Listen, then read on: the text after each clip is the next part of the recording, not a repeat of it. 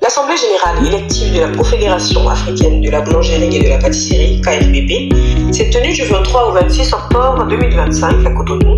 Nouvelle ère pour la Confédération africaine. Amadou Gaye à la tête d'une équipe dynamique. Le bureau de consensus, premier vice-président avec Aziz Assaï. C'est une fierté au Maroc pour d'avoir accueilli ou d'accueillir le siège de la Confédération, mettre la main dans la main pour développer l'Afrique et pour assurer sa souveraineté alimentaire et pour assurer aussi la montée en compétence de nos futurs boulangers et pâtissiers. Marraine d'honneur, Madame Sadia Alimatou Assouman, ministre de l'Industrie et du Commerce du Bénin. Qualité du monde de la boulangerie, Monsieur Christian Vabré, meilleur ouvrier de France, surtout créateur de la Coupe du monde de boulangerie. L'association nationale des boulangers du Sénégal, de Madame Afif Assia, directrice de l'Institut de formation des métiers de la boulangerie-pâtisserie de Casablanca. Bienvenue parmi nous, parmi ces experts qui accompagnent la réforme de la boulangerie au Bénin.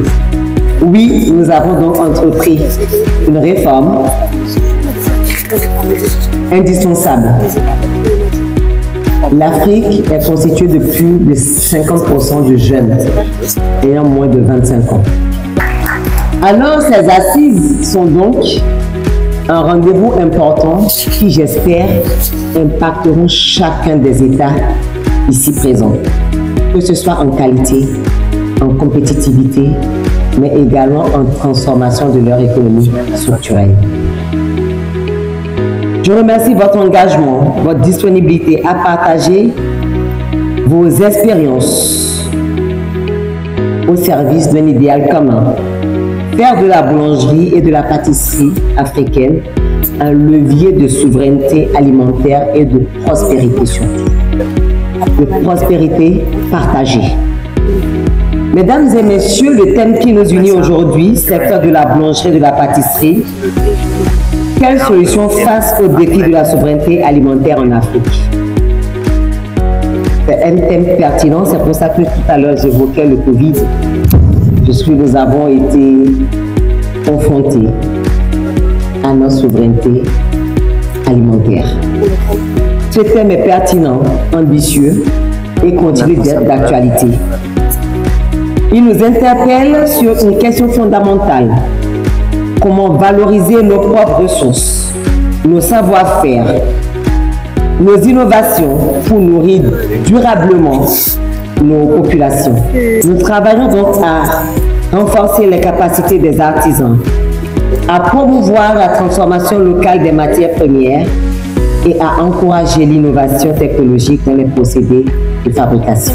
Tant d'acteurs venus de divers pays africains ici à Cotonou témoignent d'une dynamique continentale, celle d'une Afrique qui prend sa destinée en main. C'est pourquoi je voudrais vous inviter à orienter vos réflexions autour de quelques axes majeurs. La qualité et la sécurité des produits issus de la boulangerie et de la pâtisserie. L'accès durable aux matières premières locales, le blé, le maïs, le manioc, le sorgho et bien d'autres céréales que nous n'avons sûrement pas encore explorées. Le développement de la formation professionnelle qui est essentiel, non seulement pour transformer structurellement nos économies, mais pour créer de la richesse. Il n'y a de richesse que d'hommes. Et enfin, la modernisation des procédés de production avec un accent particulier sur la transition énergétique et l'innovation technologique. Ces défis sont aussi des opportunités. À travers une coopération renforcée entre acteurs africains, nous pouvons bâtir une industrie boulangère pâtissière compétitive, moderne et adaptée à nos réalités. La présence de M. Vabré prend tout son sens. Qui sont les panélistes là? Pour pouvoir adapter le pain qui nous vient de loin à nos réalités car nous avons pris goût au bon pain. Mais je suis sûr que ce bon goût est également donc transposable avec les céréales de chez nous.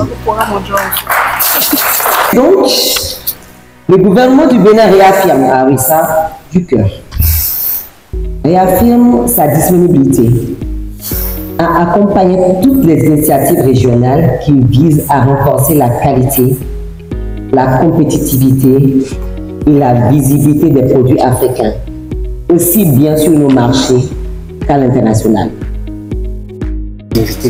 Celle d'une Afrique qui crée, qui innove et qui transforme. Le pain et la pâtisserie sont bien plus que des produits de grande consommation, c'est des produits de consommation quotidienne. Ils sont des symboles de culture, de partage, mais aussi de résilience économique.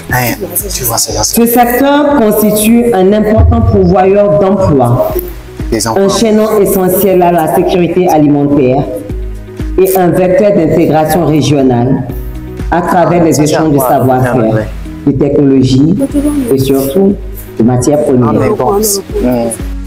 L'objectif de l'Assemblée générale vise à promouvoir la coopération et l'échange entre les professionnels du secteur, identifier les défis et les opportunités liées à la souveraineté alimentaire en Afrique, développer des stratégies pour renforcer la compétitivité et l'innovation dans le secteur, renforcer les capacités des professionnels et des entreprises du secteur. Le programme de l'Assemblée générale a été riche et varié avec des panels thématiques, des présentations de cas, des débats et des discussions. Les participants ont échangé sur les meilleures pratiques, partagé leur expérience et identifié des opportunités de collaboration. Le rôle de la boulangerie et de la pâtisserie dans la promotion de la souveraineté alimentaire. Les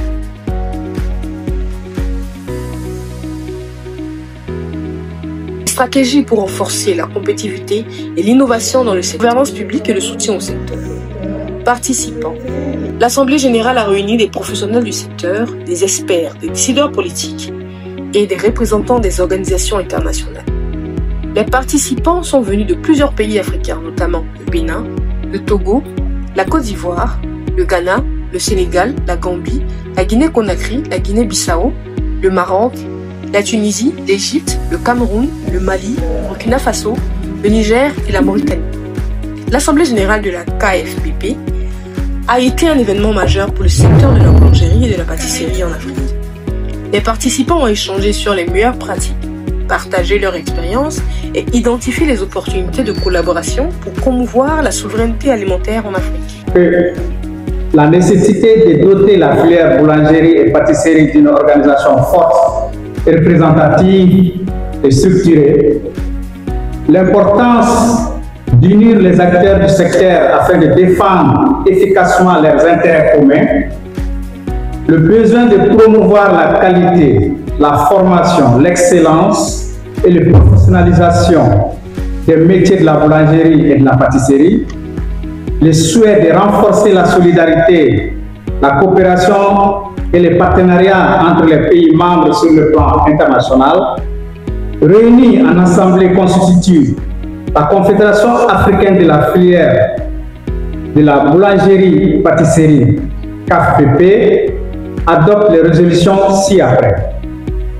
Avant, il y a M. Lucier qui est à côté de moi. Après lecture et analyse et amendement, l'Assemblée adopte à l'unanimité les statuts et le règlement intérieur de la KFPP. Ces documents constituent désormais des textes régissant l'organisation et le fonctionnement de la Confédération. L'Assemblée procède à la création officielle de la Confédération africaine de la filière de la boulangerie-pâtisserie, KFPP, ayant pour objectif de bâtir un avenir prospère, rassembler, inspirer et développer les compétences professionnelles. Décide de la création des commissions techniques composées de 6 membres, des comités composés de 4 membres, chargés d'appuyer le bureau exécutif dans la mise en œuvre des missions de la KFPP. Le siège social de la Confédération africaine pour la filière de la boulangerie-pâtisserie est fixé à Casablanca, dans le royaume du Maroc. L'Assemblée adresse vifs remerciements aux autorités du Bénin, aux partenaires, aux invités ainsi qu'à l'ensemble des boulangers du Bénin pour leur participation active à ce travail. Et le paiement surtout, leur soutien et leur engagement en faveur de la profession. Fait à Cotonou le 23 octobre 2025. Merci. Mais pour harmoniser, non pas pour effacer nos diversités, mais pour les célébrer. Non pas pour parler à la place des autres, mais pour porter ensemble une voix forte, légitime et respectée. Grâce à vos efforts, nous avons aujourd'hui des statuts clairs, un règlement intérieur rigoureux, des catégories de membres inclusives et une gouvernance sécurisée. Le Conseil confédéral, le bureau, les commissions techniques, le comité financier, le comité sont les piliers de notre maison commune. Mais cette maison ne vivra que si elle est habitée. Habitée par vos idées, vos projets, vos engagements, habitée par la confiance, la transparence et la solidarité. Nos priorités immédiates aujourd'hui seront: je m'engage à faire respecter l'installation dans les meilleurs délais chefs de la CAF-PP au Maroc. Lancer une campagne continentale d'adhésion avec des outils numériques accessibles à tous. Mettre en place des commissions techniques, même ad hoc, pour mieux atteindre nos objectifs. Organiser surtout notre premier salon panafricain de la boulangerie et pâtisserie, vitrine de notre savoir-faire et de notre créativité. C'est pourquoi nous avons aussi l'expertise de M. Jean Babé, qui pourra peut-être nous accompagner sur cette ambition qu'on est en train de faire. Développer des programmes de formation certifiants en partenariat avec des écoles du continent. Mobiliser des ressources, des subventions et des soutiens pour accompagner nos membres, en particulier les jeunes et les femmes que vous avez nommés. On a une vision panafricaine, une identité affirmée. Notre logo, nos couleurs, notre charte épique ne sont pas des symboles décoratifs, ils sont le reflet de notre identité. Une Afrique chaleureuse, fertile, rigoureuse et fière. La charte du continent, l'épi de blé, le livre ouvert et la couronne de laurier nous rappellent et nous sommes à la fois producteurs, éducateurs, innovateurs, bâtisseurs. Mes chers collègues, je vous remercie de votre confiance. Je remercie surtout le pays hôte, le Bénin. Je remercie vivement le comité d'organisation. Je sais aujourd'hui que vous êtes en train de faire beaucoup d'efforts pour que cette organisation ait cette hauteur. Je pense que vous avez dépassé même l'événement de Dakar à cause de la mobilisation que vous avez fait avoir plusieurs pays. Vive le Bénin, vive la Confédération africaine de la filière boulangerie. Nos remerciements, surtout par contre, à notre invité d'honneur qui a pris le temps avec Mme Assia, d'être là, Mme Joyce, d'être ici avec nous durant des heures pour nous écouter, pour nous conseiller. Là, il faut vraiment, je ne pense pas. Je leur ai demandé de se rentrer, mais ils n'ont pas voulu. Ça veut dire que merci encore. Vous avez tout fait pour nous. Nous vous remercions. Et demain aussi, nous allons vous encore créer des problèmes parce que vous allez être sous les panels pour nous expliquer encore tout ce qu'on est en train de vivre encore. Merci beaucoup. Merci à G, merci à la Guinée, merci à tous les pays. Merci beaucoup. Merci. Je me présente, je suis Christian Vabré, artisan boulanger, meilleur ouvrier de France, ce qui est une distinction chez nous dans le côté professionnel. Et j'ai eu la chance, il y a déjà 35 ans, d'être créé, d'imaginer la Coupe du Monde de la boulangerie, qui continue encore à rassembler beaucoup de pays, et entre autres, bien sûr, des pays africains. Jusqu'à la prochaine Coupe du Monde, il y aura le Maroc et le Sénégal qui participeront. Vraiment, avec M. Christian, aujourd'hui, nous sommes en train de tisser des partenariats avec la Côte d'Ivoire. Moi, je suis M. Zinsou, je suis le secrétaire général de la Fédération des pâtissiers de Côte d'Ivoire. M. Christian, qui est le fondateur de la Coupe du Monde de la boulangerie. Vraiment, M. Christian, on sollicite aujourd'hui votre vraiment soutien en matière de formation au niveau de la Côte d'Ivoire. Je pense que nous avons vraiment besoin d'informations au niveau de la Côte d'Ivoire. Et nous sommes ici aujourd'hui pour l'Afrique.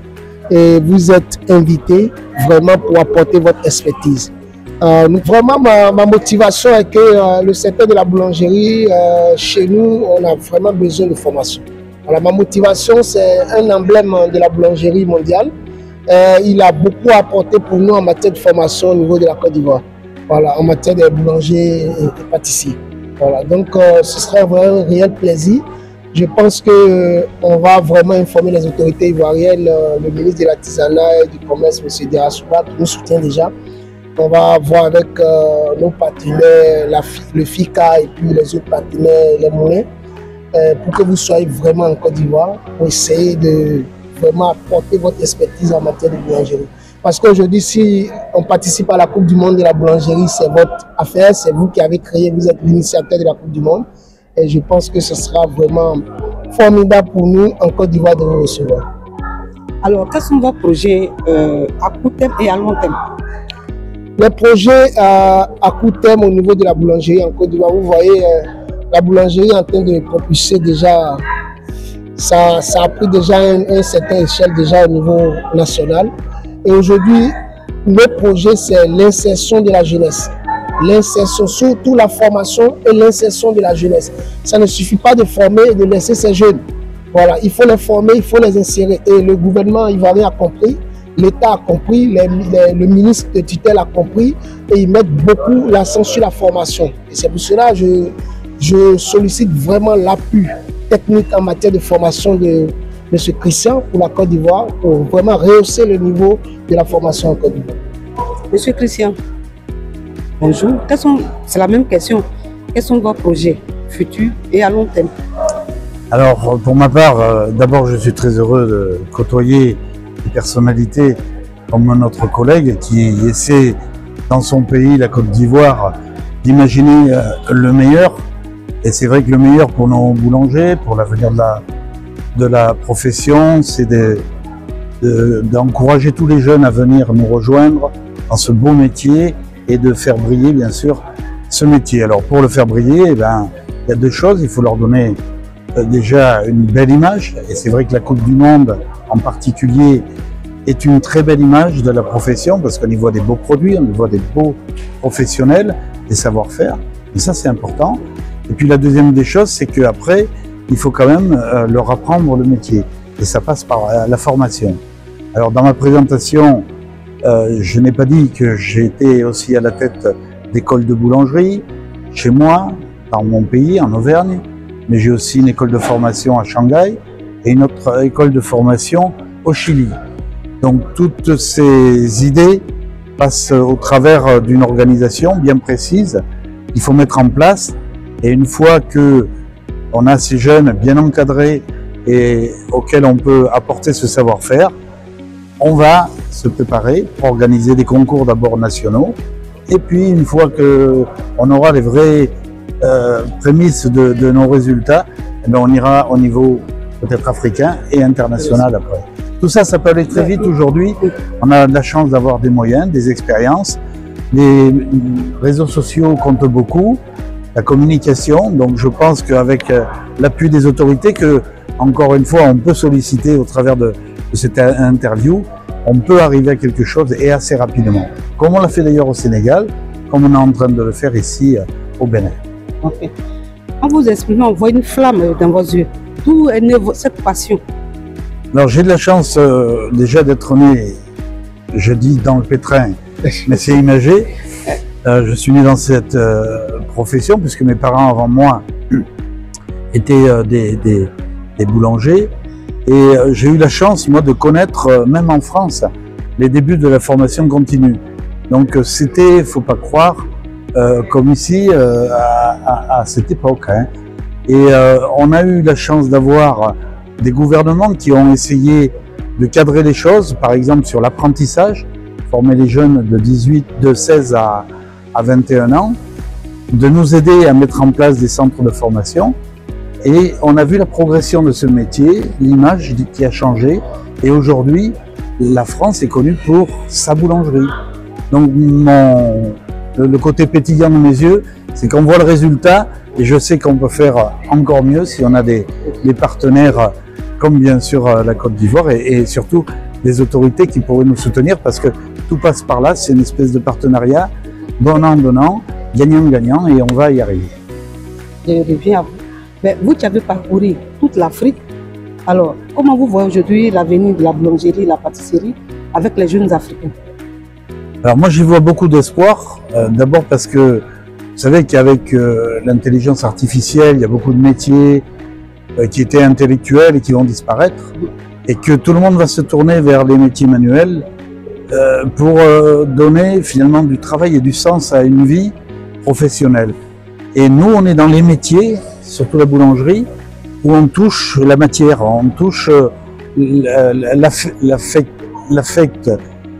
par rapport aux produits qu'on fabrique et surtout par rapport aux consommateurs. Donc je pense que dans toute l'Afrique, comme on mange beaucoup de pain, il faut améliorer maintenant les conditions de travail de ce pain, du côté sanitaire, nutritionnel et tous ces aspects.